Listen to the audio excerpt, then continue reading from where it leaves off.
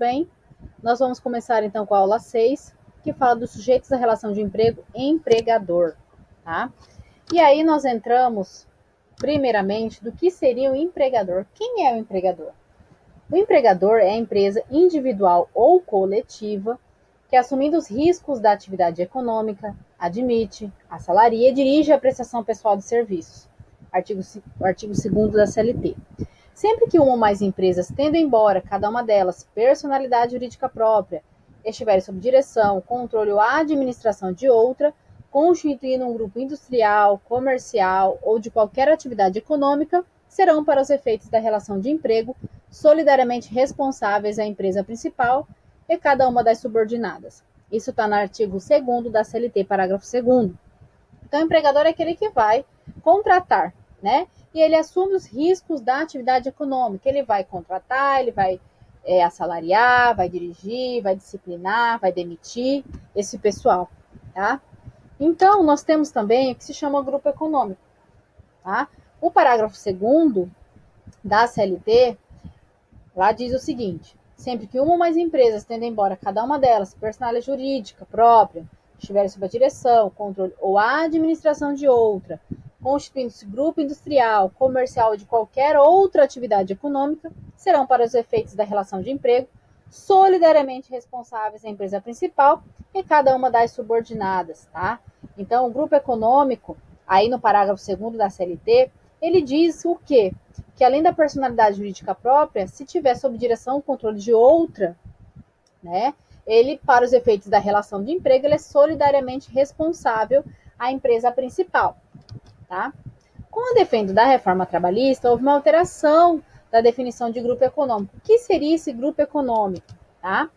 E aí é que diz, né, uma pequena, inclusive, alteração, que diz, bem na parte, ó, personalidade jurídica própria, estiverem sob a direção, controle ou a administração de outro, ainda quando mesmo guardando cada uma sua autonomia, mesmo cada uma com sua autonomia, integre o grupo econômico, serão responsáveis solidariamente pelas obrigações decorrentes da relação de emprego. Ocorre o seguinte, que é importante aí, que mudou também na questão do grupo econômico, é que não caracteriza grupo econômico a mera identidade de sócios. Porque antes da reforma, bastava ter sócios. A mera identidade de sócios aí, que já era configurado o grupo econômico. Se tivesse o sócio igual em mais de uma das empresas. Porém, com a reforma trabalhista, para que haja esse grupo econômico, é necessário, para a configuração, além da identidade dos sócios, ser os mesmos sócios, né? A demonstração de interesse integrado, a efetiva comunhão de interesses e a atuação conjunta das empresas dele integrantes. Eles têm que atuar de forma conjunta, eles têm que ter o mesmo interesse, eles têm que haver uma efetiva comunhão de interesses e ser os mesmos sócios. Tá? Então tem que analisar o que seria isso, porque aí vai depender da empresa. Que empresa é essa? Né? Será que só ter o sócio antes já configuraria grupo econômico? Só que tem que haver aí uma integração entre elas. Tá? Tem que haver aí interesses conjuntos entre os integrantes aí das empresas. Tá? Como se vê, a reforma trabalhista limitou a responsabilidade solidária para fins trabalhistas apenas quando houver grupo econômico por subordinação, ou seja, só haverá tal responsabilidade se existir concretamente uma empresa controladora e uma ou mais empresas a ela controlada. Ou seja, ficar evidente que realmente tem uma empresa que controla as outras, tá? E com isso, a reforma trabalhista preveu o quê? A responsabilidade solidária. O que é responsabilidade solidária? Quando um empregado, por exemplo, ele quiser entrar na justiça referente aos direitos trabalhistas, ele vai entrar solidariamente na empresa principal dele e a outras que fazem parte do grupo econômico. Ou seja, quando ele entra solidariamente, quer dizer o quê? Que ele vai cobrar tanto de uma quanto de outra. Ele vai entrar de igual forma nos dois. Solidário. As duas são solidárias. Um não pagar, outra tem que pagar. Entra solidariamente. Eu posso entrar tanto contra uma como contra a outra. Tá? Agora, quando eu falo subsidiariamente, quer dizer o seguinte, que eu vou entrar, lógico, na empresa principal, que é a que eu estava registrada ali efetivamente, e se ela não pagar, aí eu entro contra a outra. Nessa eu posso entrar simultaneamente contra as duas, para que me pague os meus direitos, tá? Então, aqui diz que só haverá tal responsabilidade se existir concretamente uma empresa controladora e uma ou mais empresas por ela controladas. Pela nova lei, portanto, há mais grupos econômicos por coordenação ou gestão nas hipóteses em que os sócios de todas as empresas do grupo serão sempre os mesmos. Tá? O que é empregador por equiparação? Equipara-se o empregador para efeitos exclusivos da relação de emprego os profissionais liberais, as instituições de beneficência, as associações recreativas ou outras instituições sem fins lucrativos, que admitirem trabalhadores como empregados. Então, o empregador não é só aquele que tem CNPJ, tá? Um profissional liberal que contrata, ele também é um empregador por equiparação.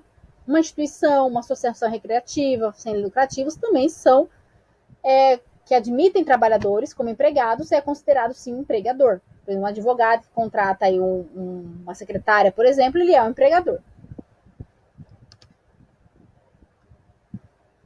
Empregador rural. O empregador rural é a pessoa física ou jurídica, proprietária ou não, que explore atividade agroeconômica em caráter permanente ou temporário, diretamente ou por meio de prepostos e com auxílio de empregados. Empregador rural não é apenas a pessoa que está na área rural, tá, gente? Isso é importante lembrar. O sítio pode estar no âmbito urbano e o empregador ser rural. Logo, o importante é a atividade exercida pelo empregador, atividade agroeconômica de agricultura ou pecuária. Quer dizer o seguinte, não quer necessariamente que ele esteja lá no meio rural. Ele pode estar no meio urbano, porém a atividade dele é a agricultura, é a pecuária. Tá? Então, ele também é considerado empregador rural. Sucessão de empregadores. A alteração do polo subjetivo do contrato do trabalho, isso é sucessão. Com a transferência da titularidade do negócio de um proprietário para o outro, o novo proprietário na qual assume todos os direitos, deveres e dívidas existentes. Quer dizer o seguinte, se eu tenho uma empresa e eu transfiro a titularidade do negócio para outro proprietário, esse novo proprietário ele vai ter que assumir todos os direitos, deveres e dívidas existentes. Tá? Então, qualquer alteração na estrutura jurídica na empresa não afetará os direitos adquiridos por seus empregados. Então, quando a empresa vai fazer uma transferência, ela vende para uma outra, ela já cobra aí, já vê toda essa situação, quem vai comprar já vê toda essa parte trabalhista, para não ser surpreendido depois, né? Então, quando você vai fazer isso, muitas vezes tem empregadores que acabam, já por negociação, pede que sejam demitidos os outros empregados, porque ele quer comprar a empresa, mas não quer que os empregados venham junto, né? Então, a empresa pode fazer isso. Ou quando essa transferência, ele tem que estar ciente que ele vai assumir os direitos, todos os direitos e deveres e dívidas existentes, inclusive relacionado ao empregado. O sócio retirante, isso aí foi incluído pela reforma, tá? Antes não tinha, mas foi incluído pela reforma, porque tinha o artigo 10 e foi criado o artigo 10A. O sócio retirante responde subsidiariamente pelas obrigações trabalhistas da sociedade relativas ao período em que figurou como sócio, somente em ações ajuizadas até 2 anos depois de averbada a modificação do contrato, observada a seguinte ordem de preferência: a empresa devedora, os sócios atuais e os sócios retirantes. O que quer dizer isso? Pode ser que nessa situação aí de sucessão de empregadores ou de alteração de sócios, né? O sócio que está querendo sair da sociedade, ele vai responder subsidiariamente, ou seja, subsidiariamente quer dizer, primeiro o polo passivo, o primeiro, depois vem ele, tá? Ou seja, ele responde subsidiariamente. Se eu não pagar, ele vai ter que pagar. Pelas obrigações trabalhistas da sociedade relativa ao tempo que ele ficou como sócio. Então, o tempo que ele ficou como sócio, ele vai responder. Somente em ações ajuizadas até 2 anos depois de averbada a modificação do contrato que ele saiu do contrato social. Então, se eu sair hoje do meu contrato social, da empresa que eu tenho, o que eu tenho que fazer? Eu sair até 2 anos, se for ajuizada alguma ação, eu vou responder pelo tempo que eu configurei como sócio. Agora, se passou 2 anos, aí eu já não tenho mais essa responsabilidade. Então, aqui é muito claro em dizer que ele vai responder subsidiariamente pelas obrigações trabalhistas da sociedade relativas ao período em que figurou como sócio, só em ações ajuizadas até 2 anos depois de averbada a modificação do contrato. E aí tem a preferência. Primeiro a empresa devedora, depois os sócios atuais e, por último, os sócios retirantes. Então, quando alguém entra na justiça referente a uma obrigação trabalhista, primeiro vai ser cobrado de quem esse passivo aí? Primeiro da empresa devedora. Se a empresa devedora não pagar, vai ser dos sócios atuais, porque é empresa CNPJ.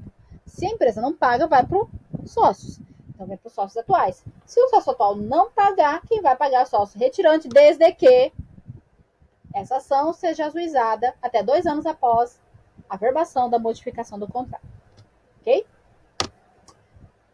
O sócio retirante responderá solidariamente com os demais quando for comprovada fraude na alteração societária decorrente da modificação do contrato. Agora, se ficar comprovado que houve fraude nessa alteração societária para burlar alguma coisa na modificação desse contrato, ele vai responder solidariamente, da mesma forma, de forma igual lá com os primeiros lá. Agora, se não, aí é subsidiariamente. O intuito da inclusão desse dispositivo tem o propósito de blindar total ou parcialmente os bens dos sócios que se retiram da empregadora em relação às obrigações de natureza trabalhista, para blindar também os bens do sócio. Claro, que se ele tirou após 2 anos, ele ainda tem obrigação, passou disso, ele já não tem mais. Poderes do empregador. Quais são os poderes do empregador? Porque se eu tenho que assumir os riscos da atividade econômica, né, eu tenho direito de contratar, salariar, disciplinar, eu tenho que se chama poderes do empregador. O que é o poder de direção? É a faculdade atribuída ao empregador de determinar o modo como a atividade do empregado, em decorrência do contrato de trabalho, deve ser exercida. Ou seja, o empregador que vai dizer como o trabalho deve ser feito, né? Em decorrência do contrato, do que está escrito no contrato. Então, ele determina como essa atividade deve ser feita. Claro, respeitando as obrigações, normas e direitos trabalhistas. Poder de organização. Consiste na ordenação das atividades do empregado, inserindo-os no conjunto de atividades da produção, visando a obtenção dos objetivos econômicos e sociais da empresa. A empresa poderá ter um regulamento interno para tal e decorre dele a faculdade do empregado definir os fins econômicos visados pelo empreendimento. O poder de organização quer dizer que quem vai ordenar as atividades do empregado, inserindo as atividades de produção, que visa o lucro, que visa o objetivo econômico, é da empresa. A empresa, ela vai o quê? Ela pode criar um regulamento interno para que defina como é que isso tem que ser feito, como é que os empregados devem agir dentro da empresa, o que é permitido, o que não é permitido dentro da empresa. Isso é poder de organização. O poder de controle também é um tipo de poder do empregador. Significa o direito do empregador fiscalizar as atividades profissionais dos seus empregados. Justifica-se uma vez que, sem controle, o empregador não pode ter ciência de que, em contrapartida do salário que paga, vem recebendo o serviço dos empregados. Ou seja, quando ele controla, ele tem como saber se realmente as atividades estão sendo realizadas por seus empregados. Porque sem controlar, ele não tem como saber se realmente o salário que ele está pagando, ele está recebendo o resultado que ele espera. Então, um exemplo de poder de controle é o ponto, né? O ponto eletrônico, ou seja, ele tem como saber se a pessoa pelo menos está indo trabalhar ou não através do ponto. Esse é um tipo de poder de controle. E, é claro, outros tipos, formas e ferramentas que ele pode utilizar para poder saber se esse empregado está efetuando serviços, já que ele está pagando salário. E o poder de disciplinar. Consiste no direito do empregado em impor sanções disciplinares ao empregado, né? De forma convencional, se estiver previsto na convenção coletiva, ou estatutária, prevista no regulamento da empresa, subordinadas à forma legal no direito brasileiro e as penalidades que podem ser aplicadas, suspensão disciplinar e advertência. Tá? O atleta profissional ainda é passível de multa, quando for atleta, né? E tem um empregador aí, ele pode ser passível de multa ainda se isso causar danos à imagem ou algo mais ao empregador. Então, o poder de disciplinar quer dizer o seguinte: eu tenho um regimento interno que deve ser seguido, que é o poder de controle. Se o meu empregado não segue essas normas, lógico, todos pautados nas leis trabalhistas, né? Eu posso o quê? Eu posso penalizar esse empregado, disciplinar esse empregado, através de advertência, através de suspensões e até demissão por justa causa. E aí eu entro no que diz as punições do empregador, né? Então são as medidas punitivas que vão ser aplicadas aí ao empregado de forma gradual, se ele continuar adotando faltas, né, graves que possam aí compactuar e trazer danos ao empregador, à imagem do empregador, a outros empregados também. E isso é feito como forma de correção do seu comportamento. Então, nós temos a advertência verbal escrita, tá? A CLT, ela não prevê a aplicação da advertência, tá? Então, na verdade, essa questão de aplicação é oriunda de um costume, né, uma fonte do direito autorizado expressamente pelo artigo 8º da CLT. Então, pelo costume, as empresas acabam aplicando advertência verbal ou escrita. Isso não está previsto expressamente na CLT. Então, a advertência, o que é advertência? É um aviso ao empregado para que ele tome conhecimento do seu comportamento ilícito, aquilo que ele está praticando ali, que se ele causar reincidência, ele pode ter penalidades graduais maiores, né? Na linguagem jurídica, ela ocorre no sentido de aviso e de ademoestação, advertência. Então, o aviso é você chamar atenção verbalmente no empregado. Olha, fulano, você está chegando atrasado, você está desrespeitando as regras da empresa, você está indisciplinado, de repente desobedece às normas da empresa, né?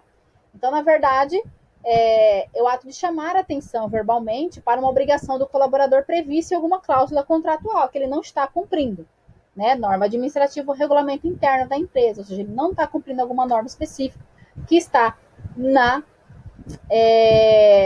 no regimento interno, ou na convenção, ou na própria lei específica. E a admoestação é a própria advertência. Esta ação tem caráter de sanção penal por infração aos regulamentos e normas já citados. Ainda que a ação possa ser executada de forma verbal, o recomendado é que seja feita por escrito e sempre transcrita no livro ou ficha de registro do colaborador, que na verdade é a ficha onde tem tudo sobre a vida útil do empregado dentro da empresa. Entretanto, é vedada anotações na CTPS. Claro, você não pode fazer isso em carteira de trabalho, mas na ficha do empregado você anota. Então, a demonstração é, na verdade, a advertência que você dá já por escrito para aquele empregado, pautando-se no artigo 482 da CLT, que a gente vai ver mais para frente, que trata das partes relacionadas a faltas graves do empregado. Suspensão disciplinar. A suspensão disciplinar tem o objetivo de punir o empregado que violou as regras da empresa ou que não cumpriu com seus deveres previstos no contrato de trabalho. A suspensão disciplinar é um pouco mais severa, porque quando eu dou suspensão, eu mando o meu empregado embora para casa, para ficar 2 dias, 3 dias em casa, e ele não recebe esses dias. Então, a suspensão já é algo mais grave, né? Ou seja, primeiro eu dou uma advertência verbal, depois eu dou uma advertência por escrito, e aí vem uma suspensão. É claro que existem aí o que se chama-se princípio da razoabilidade, da proporcionalidade, né? Por exemplo, o funcionário chegou uma vez atrasado 15 minutos, eu vou dar uma suspensão? Não, eu vou lá advertir ele verbalmente, ou advertir por escrito. Na verdade, a suspensão ela deve ser feita quando já há uma recorrência, uma repetição de faltas, né? Então aí a gente usa a suspensão. É a mesma coisa da demissão por justa causa. O funcionário nunca chegou atrasado. No dia que ele chegou, sim, 10 minutos atrasado, eu vou demitir ele por justa causa? Não. Existe o que se chama-se princípio da razoabilidade, da proporcionalidade, né? Ou seja, agora, se ele já está chegando, já faz tempo, já recebeu advertência verbal, por escrito, suspensão, e o cara continua fazendo, porque está querendo uma demissão por justa causa. Ela pode ocorrer após advertências, quando há caso de reincidência nas indisciplinas ou logo após o cometimento de uma nova falta grave. A penalidade poderá ser aplicada também em caso de ato faltoso, cometido durante o período em que cumpre aviso prévio. Então, também na época do cumprimento do aviso prévio, eu posso aplicar essa penalidade. Ok? Certo? Então, nós temos os tipos de punição do empregador, que é suspensão e advertência. Okay? Então, esses são os sujeitos à relação de emprego empregador. Dúvidas? Tiraremos nas aulas.